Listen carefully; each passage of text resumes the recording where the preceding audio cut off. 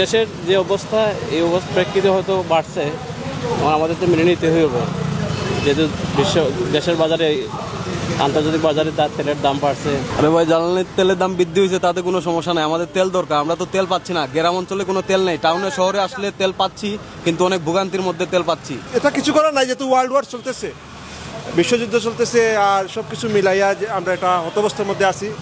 আর যেহেতু আমাদের নতুন সরকার গঠন হয়েছে, আশা করা যায় যে দেশের উন্নতি হবে। আশা দুনিয়ার তো বাড়ে, তার আমরা দেশও বাড়লে কি তো হয়েছে। কেমন ভাবে দেখছেন, হ্যাঁ, কিভাবে দেখতেছেন এই বিষয়টাকে? আস্থা দুনিয়াত বাড়লে আমার বাড়লে কোনো অসুবিধা নেই। আমার তেল লাগতেছে 20 লিটার, ওইখানে পাচ্ছি 5 লিটার, পরিমাণ মতো তেলও পাচ্ছি না। রাস্তায় রাস্তায় গাড়ি দিয়ে গাড়ি টেনে টেনে আনতেছি গাড়ি, এরপরে গ্রাম অঞ্চলে গেলে কোনো তেলই পাচ্ছি না। আমরা গাড়ি চালাবো কি করে? আমরা জনগণ যারা আছি, আমরা সবাই এটা বুঝতে হবে যে দেশে নতুন সরকার আসছে, বা ওনার একটু সময়ের প্রয়োজন। সব কিছু শিথিল হইতে হইলে এটা নির্দিষ্ট সময়ের প্রয়োজন আছে।